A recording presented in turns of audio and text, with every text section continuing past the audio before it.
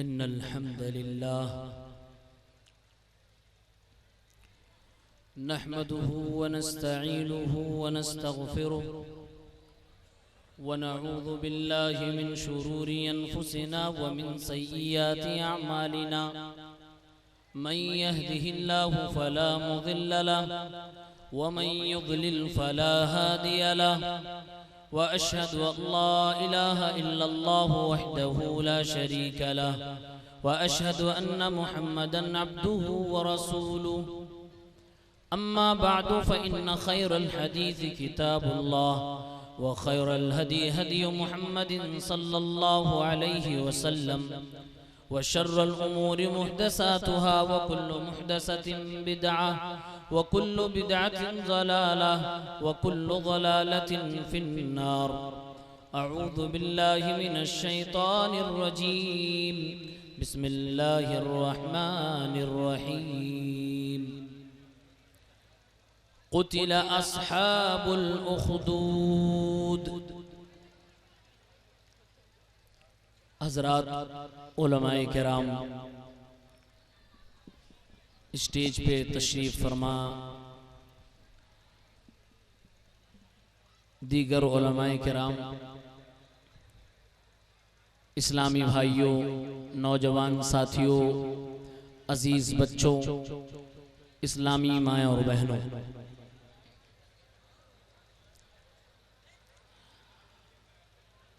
जब हालात ऐसे हो कि इंसान को चारों तरफ से अंधेरा ही अंधेरा दिखाई दे, उसको ये लग रहा हो कि मैं चार जानिब से परेशानियों में घिरा हुआ हूँ, उसको ये लग रहा हो कि मैं बहुत ही मजलूम हूँ, मक़हूर हूँ, बहुत ही सताया हुआ हूँ, तो ऐसे में हमें जनाब मोहम्मद अरबी सल्लल्लाहु अलैहि वसल्लम की सीरत तय्यबा, ख़ास तौर से मक्की ज़िंदगी को याद करना चाहिए। अल्लाह के नबी सल्लल्लाहु अलैहि वसल्लम मक्कतुल मुकर्रमा में अपनी दावत का आगाज़ करते हैं। अपने आप के दुश्मन हो गए। जो लोग 40 साल तक आपको सादिक व अमीन कहते थे, वही आपकी दुश्मनी पे आमादा हो गए। यहाँ तक कि आपके खिलाफ प्लानिंग चलने लगी। हमारे नबी सल्लल्लाहु अलैहि वसल्लम पर इबादत की हालत में, नमाज की हालत में हमले होने लगे। आपके साथियों को सताया जाने लगा। आप सल्लल्लाहु अलैहि वसल्लम के घर के अंदर पकने वाले हांडियों के अंदर जानवरों की मेगनियां फेंकी जाने लगी। प्यारे पैगंबर के गले में कपड़े डालकर आपको सजा दी जाने लगी। आपको जिस्मानी, रूहानी हर तरीके से परेशानी देने की कोशिश की जाने लगी। यहाँ तक कि जनाब मोहम्मद अरबी सल्लल्लाहु अलैहि वसल्लम को मक्का की सरजमीन से निकालने की पूरी तैयारी की जाने लगी और ये मशवरे किए जाने लगे, मीटिंगें होने लगी, एक से एक राय पेश होने लगी। कोई कहता कि कत्ल कर दिया जाए, तो कोई कहता कि इसको कैद कर दिया जाए, बंद कर दिया जाए, कोई कहता इसे मक्का से निकाल दिया जाए। अल्लाह रब्बुल आलमीन इस तरह के हालात में अपने नबी को और अपने नबी के सहाबा को किस तरह से तसल्ली दे रहा है, ये हमें जानने और समझने की जरूरत है। शायद हम और आप इसी इज़्मिहलाल और इसी परेशानी वाले हालात से गुजर रहे हैं। वैसे हालात तो नहीं हैं, अल्लाह का शुक्र एहसान है, लेकिन मुसलमान आज गमज़दा नजर आता है। उसके चेहरे पर वो खुशी नजर नहीं आती है, क्योंकि उसके अंदर गैरत है, हमीयत है। उसको लगता है कि मैं दबाया गया हूँ, मैं कुचला जा रहा हूँ, मैं परेशान किया जा रहा हूँ। ऐसे में कुरान करीम की आयतों को पढ़ना चाहिए। चाहिए, मक्की जिंदगी को नबी पाक सल्लल्लाहु अलैहि वसल्लम की सुनना चाहिए। आइए मैं आपको इसी ज़िम्न में एक छोटी सी बात अर्ज करता हूँ। अल्लाह रब्बुल आलमीन अपने नबी को जब तसल्ली देने जा रहा है, अपने नबी के सहाबा को तसल्ली देने जा रहा है, कैसे तसल्ली दे रहा है? कुरान का उसलूब देखें, नबी करीम सल्लल्लाहु अलैहि वसल्लम के दिल को कैसे अल्लाह तसल्ली दे रहा है। रब्बुल आलमीन फरमाता है, ऐ मेरे नबी, आप और आपसे पहले बहुत सारे नबी आए और उन नबियों के मानने वाले भी आए, उनको भी सताया गया। अल्लाह ने फरमाया कि एक ऐसी कौम थी, एक ऐसा राजा था, एक ऐसा बादशाह था जो कि एक बच्चे को जादूगरी का इल्म हासिल करने के लिए एक जादूगर के पास भेजता है। जादूगर के पास जाते हुए वो बच्चा रास्ते में किसी राहिब से मुलाकात कर लेता है, राहिब से मुलाकात करता है, फिर जादूगर से मुलाकात करता है। अब इधर जादूगर से भी तालीम ले रहा है, राहिब के पास भी पढ़ाई कर रहा है, लेकिन राहिब जो कि उस दौर के एक इबादत गुजार शख्स को कहा जाता है, वो शख्स उस बच्चे को सही तालीम दे रहा है। जब वो सही तालीम देता है, वो बच्चे के अंदर निखार पैदा होता है। सही मुस्लिम के अंदर किताबुज़ ज़ुहद में 3005 नंबर पे ये रिवायत मौजूद है। अल्लाह के नबी सल्लल्लाहु अलैहि वसल्लम ने खुद इस वाक़े को अपनी ज़बानी बयान किया है। अल्लाह के नबी सल्लल्लाहु अलैहि वसल्लम इरशाद फरमाते हैं, वो एक छोटा सा बच्चा जो कि राहिब के पास दीन की तालीम लेने के लिए जाता और फिर उसके बाद जादूगर के पास जाता, लेकिन बच्चे को फैसला करने में दुश्वारी हो रही थी कि वो तालीम कौन सी अच्छी समझे, जादूगर की तालीम अच्छी समझे या राहिब की तालीम अच्छी समझे। उसको बड़ी परेशानी हो रही थी। एक दिन रास्ते में एक कोई बड़ा जानवर पड़ा हुआ था, वो या तो शेर था या तो अजदहा था। उस छोटे से बच्चे ने रास्ते में देखा भीड़ लगी है और रास्ता जाम है। उसने वहीं पर अपने इस शशोपंज को हकीकत में बदलना चाहा और अल्लाह ताला से दुआ करता है, ऐ अल्लाह रब्बुल आलमीन, अगर ये राहिब का मामला दुरुस्त है, ऐ अल्लाह रब्बुल आलमीन, इस इबादत गुजार और दीनदार की तालीमात अगर दुरुस्त है, तो ये मैं पत्थर उठा के मार रहा हूँ, इस जानवर को तू जान से मार देना, इसे तू कत्ल कर देना, इस पत्थर के जरिए से इसे मौत दे देना। उस बच्चे ने ये दुआ की और वो पत्थर फेंक कर मारता है, वो जानवर वहीं पे मर जाता है, खत्म हो जाता है। अब वो बच्चा वो पूरा वाकया जाकर अपने राहिब को सिखाता, बतलाता है। उस्ताद कहता है, बेटे मुझे मालूम हो गया कि तुम विलायत के दर्जे पे पहुंच चुके हो और तुम इस मकाम पर पहुंच गए हो कि अब इसके बाद तुम्हें आजमाया जाएगा, तुम्हारी सख्त तरीन आजमाइश होगी। लेकिन याद रखना मेरे बेटे, अब एक उस्ताद अपने शागिर्द से कहता है कि तुम बुलंदी पे पहुंच चुके हो, लेकिन अब आजमाइश का दौर शुरू होने वाला है। इस आजमाइश के दौर में मेरा नाम न बतलाना, जब तुम पकड़े जाना तो मेरा पता न बतलाना। उस्ताद कहता है, जब तुम पकड़े जाना तो मेरा एड्रेस न देना, मुझे मेरी तरफ किसी को रहनुमाई न करना। और इस तरह से वो अपने से जुदा कर देता है। अल्लाह रब्बुल आलमीन ने उस बच्चे को ये ताकत अता फरमाई और अल्लाह ताला ने उसके हाथों पे इतनी शफा अता फरमाई कि मादरजात अंधे लोगों का इलाज कर दिया करता था, बर्स की बीमारी वालों का इलाज कर दिया करता था। शहर में उसका चर्चा हो गया। कुछ ही दिनों के बाद बादशाह के, राजा के करीबी आदमी को पता चला कि एक बच्चा है कि अगर वो इलाज करे, अगर वो दुआ कर दे तो उसकी बीमारी, उसकी दुआ के जरिए से बीमारी खत्म हो जाती है। राजा का एक करीबी आदमी उस बच्चे के पास आता है और कहता है कि ये मेरे पास खजाने हैं, शाही खजाना लेकर आ रहा हूं तुम्हारे पास, अगर तुम मेरा इलाज कर दो, मेरी आंख की बीनाई नहीं है, मुझे दिखाई नहीं देता है, अगर इलाज कर दो तो सारे के सारे खजाने तुम्हें दे दिए जाएंगे। वो बच्चा फौरन कहता है, शिफा अल्लाह रब्बुल आलमीन देता है, शिफा मैं नहीं देता हूँ। हाँ, मेरी एक शर्त है कि अगर तुम ईमान ले आओ, अल्लाह रब्बुल आलमीन को अपना रब तस्लीम कर लो, मैं अल्लाह से दुआ करूंगा, अल्लाह ताला तुम्हें शिफा अता फरमा देगा। वो इंसान ईमान कबूल कर लेता है। अब ये दुआ कर रहा है, ऐ अल्लाह रब्बुल आलमीन, तो इस बंदे को शिफा अता फरमा दे, इसकी बीनाई को लौटा दे। अल्लाह रब्बुल आलमीन ने उस बंदे की बीनाई को लौटा दी। वो राजा का खास आदमी, वापस महल में गया, बगल में बैठा है। राजा पहले देखता था ये अंधा आदमी था, मेरा करीबी था, अभी इसकी बीनाई आ गई। उसने कहा कि तेरी बीनाई को लौटाया किसने? कहा मेरे रब ने मेरी बीनाई को लौटाया है, वही मेरी आंखों को वापस करने वाला है। कहता क्या मेरे सिवा भी तुम्हारा कोई रब है?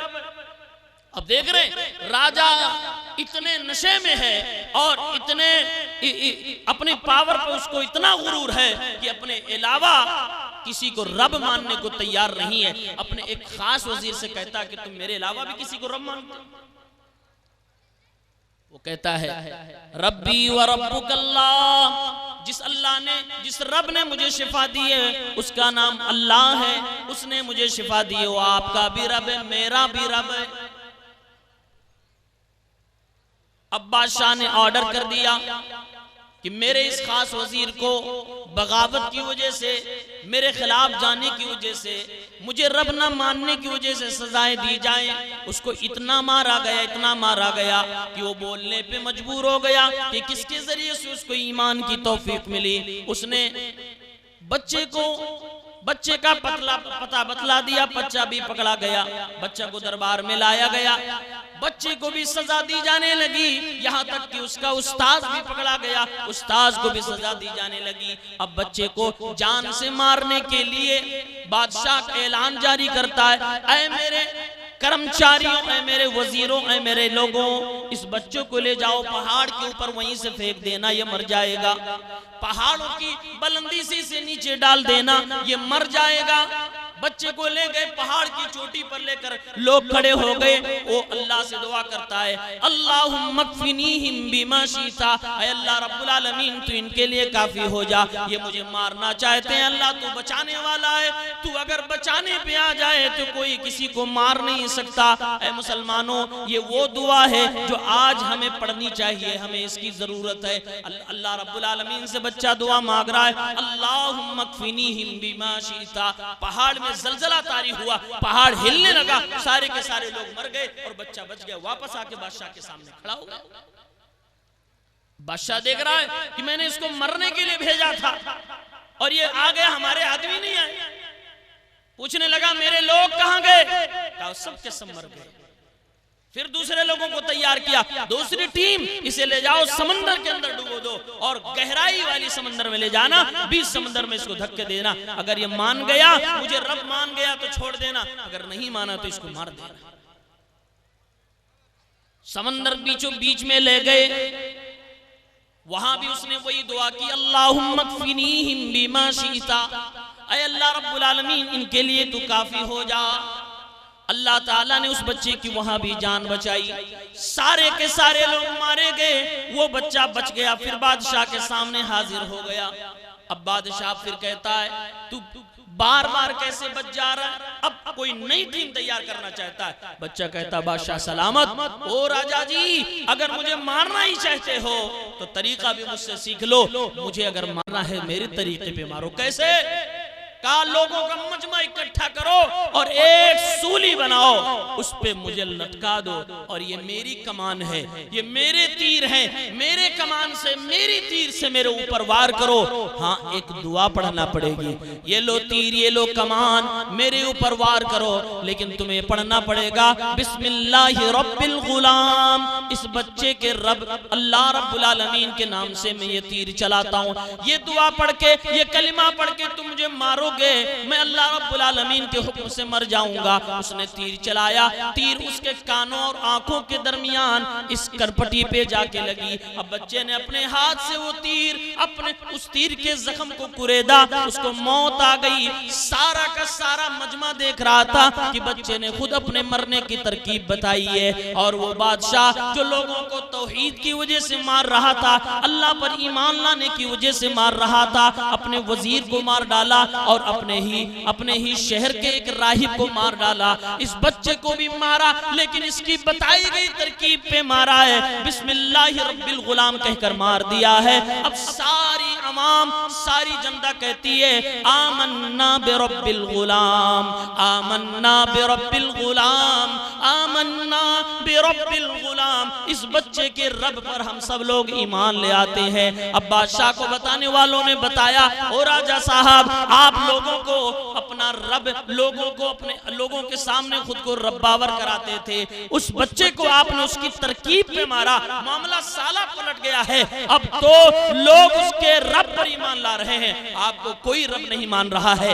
लेकिन जब आदमी नशे में हो, आदमी जब अपने पावर के नशे में होता है, फिर उसे कुछ सूझ समझ नहीं आती है। उसने एक ऑर्डर लॉन्च कर दिया और कहा कि ये जो सड़क है, इस सड़क के किनारे किनारे खूब गहरे लंबे गड्ढे गंदक खोदे जाएं, वहां पर गड्ढे खोदे जाएं, उसमें आग जलाई जाए और आग में उन सारे लोगों को बगैर किसी इम्तियाज के, बगैर किसी फर्क किए हुए सबको जला दिया जाए जो मुझे रब नहीं मानता है और इस बच्चे के रब को अपना रब तस्लीम करता है। यह ऑर्डर बड़ा खतरनाक था। फिरौन के तर्ज पे चलने वाला यह बादशाह था।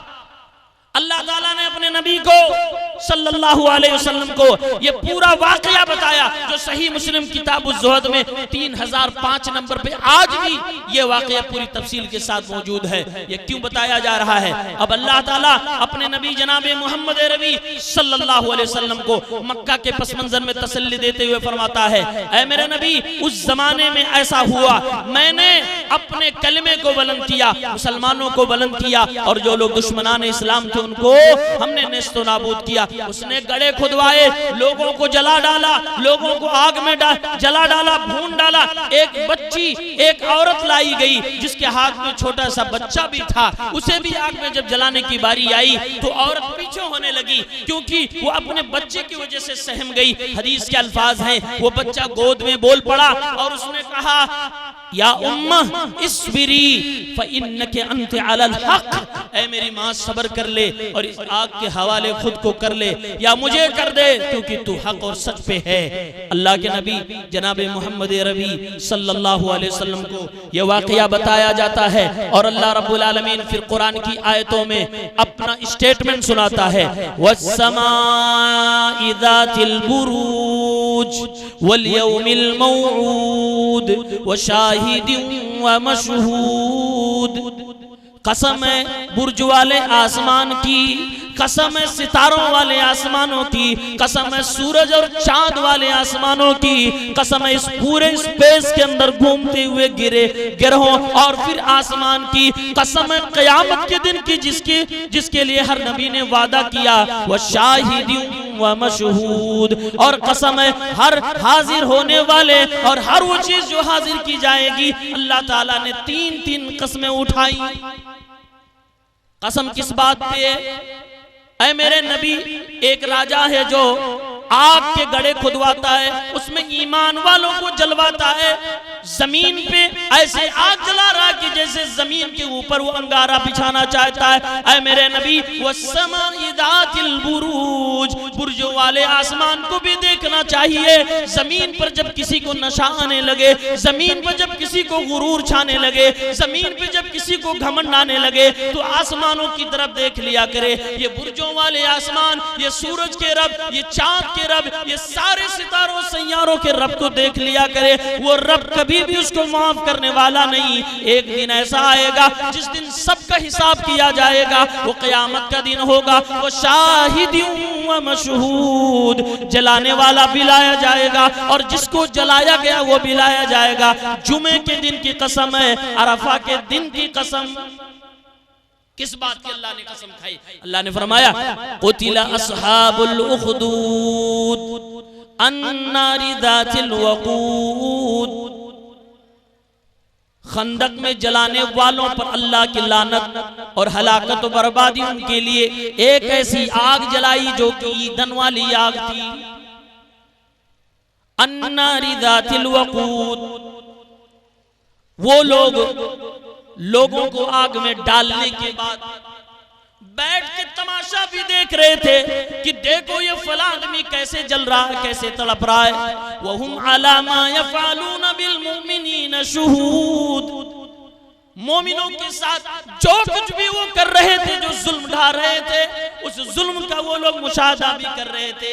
आज भी दुनिया में बड़े ऐसे लोग पाए जाते हैं जो दूसरों को सताते भी हैं, दूसरों पे जुल्म भी ढाते हैं और फिर चालें भी चलते हैं। चाल चलने के बाद जब सामने वाले के ऊपर जुल्म करके उसको अपना शिकार बना लेते हैं, फिर तमाशा भी देखते हैं, तमाशा देख देख कर मजा भी लेते हैं। देखो ये मेरी चाल का, देखो ये मेरी अय्यारी का, मेरी अक्कारी का, मेरी होशियारी का शिकार हो गया है, और फिर दूर से मजे लेते हैं। अल्लाह ताला ने इस बुरी सिफत को जिक्र किया। एक तो आदमी जुल्म करता है और उसके बाद अपने मजलूम शख्स जिसके ऊपर अत्याचार कर रहा है उसका मजा भी ले रहा होता है और देखता है, मुआयना करता है। ये बहुत बुरी सिफत है। आज गांव में भी, मोहल्ले में भी, स्टेट में भी, मुल्क में भी इसी तरह का रवैया बहुत सारी जगहों पे पाया जाता है कि जुल्म करने वाला खुद जुल्म करने के बाद बैठ के आराम से देख रहा होता है किस तरीके से ये परेशान हो रहा है, कैसे तड़प रहा है। और बहुत सारे लोग,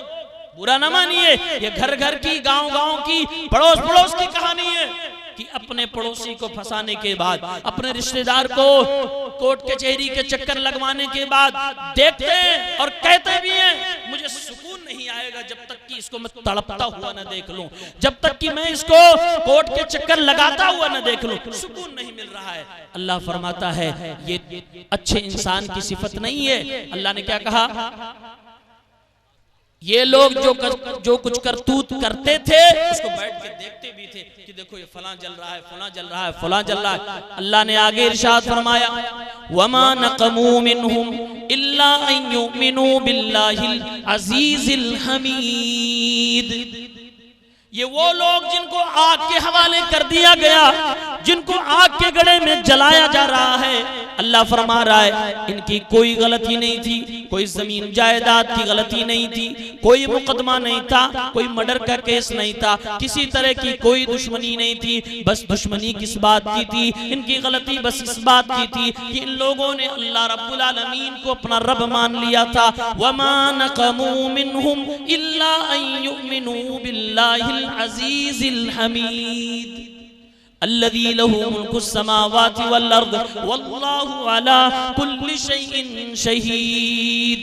अल्लाह फरमा रहा है ये मेरे बंदे जो आज जलाए जा रहे हैं, जो आज सताए जा रहे हैं, जिनके खिलाफ सारे कानून बनाए जा रहे हैं, मैं सब कुछ देख रहा हूँ। वल्लाहु अला कुल्लि शैइन शहीद, मैं सब कुछ देख रहा हूँ। इनकी गलती क्या है? ये मुसलमान है। इनकी गलती क्या है? ये तौहीद वाले हैं। इनकी गलती क्या है? ये ईमान वाले हैं। अल्लाह ने अपनी एक सिफत का तज़किरा फरमाया, अल अजीज। अजीज के माने होते हैं जो जोर आवर हो, जो पावरफुल हो, जो ताकतवर हो। अल्लाह बयान फरमा रहा है अगर मैं दुनिया में जालिमों को थोड़ी मोहलत दे रहा हूं तो ये न समझ ले कि मैं उन्हें हमेशा के लिए छोड़ रहा हूं। मैं तो रस्सी ढीली कर रहा हूं, लेकिन जब मैं पकड़ने पे आऊंगा मेरी पकड़ सबसे सख्त होगी, मेरा अजाब सबसे खतरनाक होगा। वला तहसबन्नल्लाह गाफिलन अम्मा यअमलु ज़ालिमून। जिस भी खित्ते पे, जिस भी जगह पे, जिस भी घर में, जिस भी मोहल्ले और गांव में जो भी जैसा भी जुल्म कर रहा है, अल्लाह ताला उससे गाफिल नहीं है। अल्लाह हर इंसान की हरकतों पे नजर रखता है, अल्लाह जानता है। रब्बुल आलमीन ने फरमा दिया वल्लाहु अला कुल्लि शैइन शहीद। ऐ मक्का के कुफ्फार, ऐ मक्का के मुशरिकीन, तुम जो भी मेरे नबी के साथ कर रहे हो, मेरे नबी के प्यारे सहाबा कमजोर मुसलमानों के साथ कर रहे हो, बिलाल को जो तुम मार रहे हो और जो तुम कमजोर गुलाम मुसलमानों को सताए जा रहे हो, ये मत समझना कि मैं नहीं देख रहा हूँ। अगर अल्लाह रब्बुल आलमीन फौरी अपना अज़ाब नाज़िल नहीं कर रहा है, इसका ये मतलब नहीं कि अल्लाह ने इन मुसलमानों को बेसहारा छोड़ दिया। ऐ मुसलमानों, ऐ मक्का के मुसलमानों, ऐ मोहम्मद अरबी सल्लल्लाहु अलैहि वसल्लम और क़यामत तक के आने वाले मुसलमानों, तुम्हारा रब तुम्हें कभी भी तने तन्हा नहीं छोड़ेगा। अल्लाह फरमा रहा है वल्लाहु अला कुल्लि शैइन शहीद। अल्लाह हर चीज को देख रहा है, हर चीज पे अल्लाह रब्बुल आलमीन गवाह है। अल्लाह की नजरों से कुछ भी गाफिल नहीं, कुछ भी ओझल नहीं। अब अल्लाह अपना फैसला सुना रहा है। ऐ मेरे नबी, आज ये मक्का वाले आपको सता रहे हैं, कयामत आएगी बहुत लंबा। अल्लाह ताला फरमाए कयामत आएगी, बहुत सारे सताने वाले आएंगे। मेरे मोहित बंदों को, मुसलमान बंदों को सताया जाएगा। अल्लाह फैसला अपना सुना रहा है। इन्नल्लज़ीना फतनुल मुमिनीना वल मुमिनात सुम्मा लम यतूबू फलहुम अज़ाबु जहन्नम वलहुम अज़ाबुल हरीक।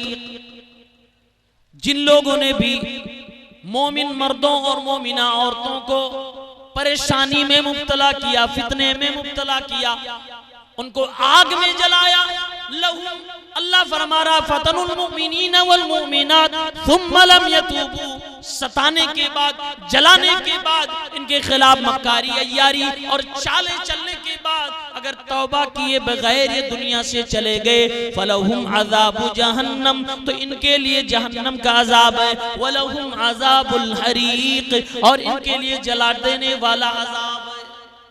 फैसला भी अल्लाह का देखो, अल्लाह फरमाता है कि तुमने मेरे बंदों को जलाया है, कल क़यामत के दिन तुम्हें आग में, दहकती हुई आग में डाल दिया जाएगा, तुम्हें जला दिया जाएगा। लेकिन इस आयत मुबारका में क्योंकि हमारा कुरान जो है वो पूरी कायनात के लिए है, सारे धर्म के लोगों के लिए है, गुनहगारों के लिए भी है, नेकोकारों के लिए भी है, जालिमों के लिए भी है, मजलूमों के लिए भी है, इसीलिए अल्लाह ताला फैसला सुनाते वक्त एक कैद लगा रहा है, सुम्मा लम यतूबू।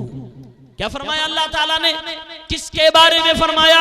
उसी राजा के बारे में जिसने मुसलमानों को गला खोद के सड़क के किनारे आग में जला डाला। अल्लाह उस राजा के बारे में, आग में जलाने वाले राजा के बारे में फरमा रहा है कि अगर इसने तौबा नहीं किया तो इसको जहन्नम में जलाएंगे, लेकिन अगर तौबा कर लिया तो माफ। तुम लम यतूबू, अगर ये तौबा नहीं किए दुनिया से ऐसे चले गए। आज दुनिया में जो भी जुल्म कर रहा है, चाहे वो अपनी बीवी पे जुल्म कर रहा हो, अपनी माँ बाप पे जुल्म कर रहा हो, भाई बहन पे जुल्म कर रहा हो, पड़ोसियों पे जुल्म कर रहा हो, गांव मोहल्ले में जुल्म कर रहा हो, पूरे शहर पे जुल्म कर रहा हो, पूरे सूबे पे, पूरे मुल्क पे, पूरी दुनिया में जुल्म कर रहा हो, अगर मरने से पहले तौबा कर ले, अल्लाह ताला उसे भी माफ करने को तैयार। अल्लाह फरमाता है अगर इनका खातिमा इसी जुल्म की हालत में जालिम होते हुए दुनिया से हो गया तो इनको मैं जहन्नम की आग में डालूंगा। सुम्मा लम यतूबू, अगर तौबा नहीं किया तो ये मेरा फैसला है, लेकिन अगर तौबा कर लिया तो मैं इनको जन्नत में डाल दूंगा। मैं कोई इम्तियाज ना करूंगा, मैं कोई फर्क ना करूंगा कि पहले ये जुल्म करने वाला इंसान था, पहले ये मोमिनों को मारने वाला इंसान था। अल्लाह फरमाता है मैं उसकी जिंदगी के आखिरी लम्हात को देखूंगा, मैं उसकी आखिरी तौबा की बुनियाद पर उसको माफ भी कर दूंगा। इमाम हसन बसरी रहमतुल्लाहि अलैहि फरमाते हैं इस टुकड़े पर तुम लम यतूबू, वहाँ मुसलमानों अल्लाह रब्बुल आलमीन के करम को देखो। उन्दुरू इला हाज़ल करम, अल्लाह ताला की इस रहम करम को देखो। रब्बुल आलमीन फैसला सुना रहा है किसके बारे में? जिसने लोगों को आग में जला डाला, फिर भी अल्लाह फैसला सुनाते हुए उन जालिमों, जाबिरों और क्रूरता करने वाले लोगों के लिए अल्लाह ताला तौबा का रास्ता खोल रहा है। जिन लोगों ने अल्लाह के दोस्तों के ऊपर आग जलाए, उनको आग के हवाले किया, अल्लाह ताला उन्हें तौबा की तरफ बुला रहा है और अल्लाह तौबा का जिक्र करके उनको दावत दे रहा है। मुसलमानों को सताने वालों, ऐ जालिमों, जाबिरों, अगर मरने से पहले तुमने भी तौबा, वाला भी तौबा कर ले तो अल्लाह माफ करता है, बिदअती भी तौबा कर ले तो अल्लाह माफ करता है, काफिर भी तौबा कर ले तो अल्लाह माफ करता है। सबको रब्बुल आलमीन माफ करने को तैयार है। और गुनाहों के आखिरी स्टेज पे पहुंचे हुए तमाम गुनहगार बंदों को मुखातब करके अल्लाह फरमाता है कुल या इबादियल्लज़ीना असरफू, ऐ मेरे वो बंदो जिन्होंने अपने ऊपर जुल्म कर रखा है, ला तक़नतू मिर रहमतिल्लाह, अल्लाह की रहमत से तुम कभी मायूस ना होना। अल्लाह सारे गुनाहों को माफ कर देने वाला है, अल्लाह ताला तुम्हें भी माफ कर देगा अगर तुम सच्ची तौबा कर लोगे। अल्लाह ने अपना फैसला सुनाया, ये जुल्म करने वाले लोग अगर तौबा कर लिए तो माफ, और अगर नहीं तौबा किए तो इनको सजा मिलेगी। अच्छा, जो लोग मार दिए गए बहुत सारी जगहों पे जुल्म होता है, अत्याचार होता है, कहीं मॉब लिंचिंग हो जाती है। बहुत सारे लोग आज आप देखिए फिलिस्तीन के अंदर कैसे और गजा के अंदर कैसे मुसलमान निहत्ते मारे जा रहे हैं। इनका ठिकाना क्या होगा? अल्लाह उनका फैसला फरमाते हुए कह रहा है, इन्नल्लज़ीना आमनू व अमिलुस्सालिहात लहुम जन्नातुन तजरी मिन तहतिहल अनहार ज़ालिकल फौजुल कबीर। ये ईमान वाले, ये नेक अमल करने वाले लोग सताए गए, मार दिए गए, शहीद कर दिया गया, इन पर जुल्म ढा दिया गया। अल्लाह हौसला दे रहा है, अगर ईमान और अमल सालेह के साथ तुम दुनिया से चले गए, लहुम जन्नातुन तजरी मिन तहतिहल अन्हार, तुम्हें जन्नत मिलेगी, ज़ालिकल फौजुल कबीर, ये बहुत बड़ी तुम्हारे लिए कामयाबी है। फिर अल्लाह समझा रहा है, इन्न बतशा रब्बिका लशदीद, ऐ दुनिया वालों तुम्हारे रब की पकड़ बड़ी सख्त पकड़ है। जब अल्लाह पकड़ने पे आएगा कोई भी तुम्हें बचा नहीं सकता है। इन्नहु हुवा युबदी व युईद, पहली बार उसने जब तुम कुछ नहीं थी तो पैदा कर दिया, आज तुम बहुत कुछ बन चुके हो। अल्लाह मिटाने पे आएगा तो मिनटों में अल्लाह तुम्हें महलों से तुम्हें जमीन पे लाके खड़ा कर देगा और तुम्हारी सारी सल्तनत छीन लेगा, सारा गुरूर खत्म हो जाएगा, सब कुछ खत्म हो जाएगा।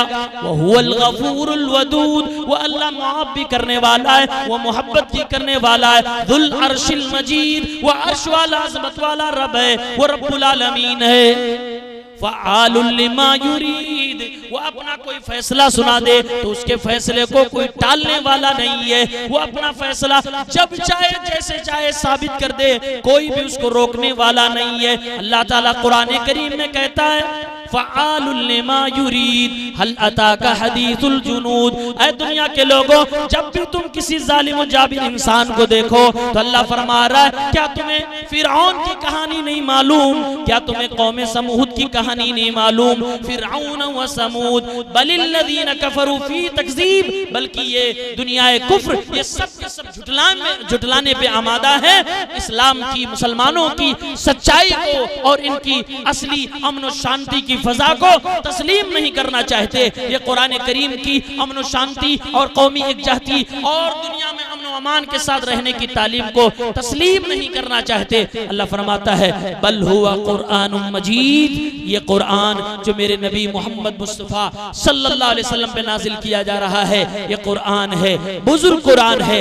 ये कुरान बहुत शरफ वाला है, इज्जत वाला है। फी लौहे महफूज, जो कि लोहे महफूज में महफूज है, शैतानों की आमेजिश से, इंसानों की आमेजिश से, तहरीफात से पाक है। अल्लाह ताला ने कुरान को लोहे महफूज की में महफूज करके ये सबक दिया है, ऐ दुनिया के लोगों तुम मुसलमानों को, तुम इस्लाम को, तुम कुरान को, कुरान की तालीमात को कितना भी मिटाना चाहो नहीं मिटा सकते।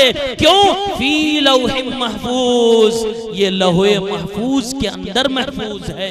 ये कुरान करीम की जो सूरत है सूरह बुरूज, ये सूरत मक्की सूरत है और ये मक्कतुल मुकर्रमा में मुसलमानों के ऊपर मोहम्मद रसूलुल्लाह सल्लल्लाहु अलैहि वसल्लम पे नाज़िल हुई थी, तसल्ली देने के लिए। ऐसे हालात में जब मुसलमान गमों से दो चार हो, इनको लग रहा हो कि हम परेशान हैं, हमें सताया जा रहा है, ये सारी सूरतें हमें तसल्ली देती हैं और सब्र करने के लिए एक सबक देती हैं। हमें सब्र करना चाहिए और तसल्ली लेनी चाहिए। दुनिया में तुम्हारे साथ कुछ भी हो जाए, तुम्हारी जन्नत कोई छीन नहीं सकता है अगर ईमान और अमल के साले के साथ है। अल्लाह से दुआ करें और कोशिश करें, रब्बुल आलमीन जब तक जिंदा रखे, ईमान के साथ जिंदा रखे, नेक अमल करने की तौफीक इनायत फरमाता रहे। अल्लाह ताला तौहीद की और सुन्नत की दौलत से माला माल रखे। हम सबको मिलजुल कर एक साथ रहने की तौफीक इनायत फरमाए, सबको मिलकर अल्लाह की इबादत करने की तौफीक दे। अल्लाह ताला हम